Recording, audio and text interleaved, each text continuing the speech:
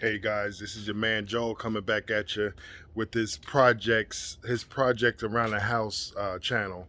I worked on my first project. Now I'm on to my second project. My second project is going to be actually camera systems, camera setups. With the climate, what's going on in the world right now, it's better to be safe than sorry. And like I said, it's something I've been wanting to work on, and now is the opportunity for me to do it. The weather's starting to cool down now. I'm gonna have to go up in the attic and move around and look for things, and this is the best time to do it. Excuse me. Right now, I have one camera setup. I have a camera setup with Xfinity over my garage. Uh, what's the problem with that? Well, the problem with that is I don't have coverage of my whole house. I just have coverage in the front, and I think it's 1080p if I'm not mistaken. Um, and the systems now they have 4K, 4K systems. 4K allows you to it's better quality. Allows you to zoom in closer on objects, people, uh, license plate numbers, and things like that. 1080p doesn't allow you to get that quality. And like I said, it all depends on what you're looking for. What I'm looking for is either a 6 or 8 camera setup, and they have setups from I believe, 4 camera setups up to 16 camera setups. I guess it all depends on the size of your house and how much coverage you would like to have for you and your family.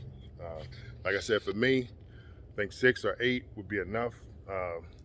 With that, like I said, it's different setups. You have wireless and you have wired. I'm going to go with the wired. Wired setup is a lot harder to install. You know, the wireless is I wouldn't think is that great. Because whenever you're dealing with Wi-Fi, it gets gimmicky. And you want to have that security when you need it.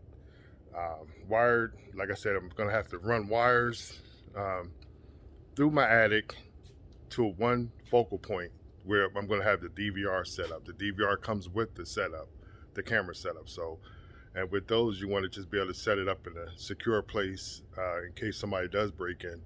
They won't find it easy, because that right there keeps everything on record that happens in case if you're not home or in case if you are home, you know. But anyway, with that setup, uh, it's going to be like I said. I think I'm gonna just go with the 6 camera setup. I'd probably buy one extra camera for indoors inside my garage.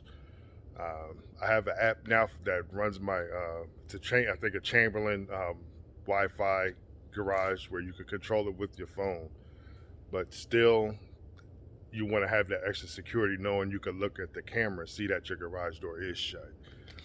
Uh, and I think I'm going to go with the 6 camera setup. I think that I could cover all points of entry into the home in case of somebody breaches my property. I'll be able to have record of that. So stay tuned. My first thing would be is to walk the parameters. Um, First, you want to figure out your house setup.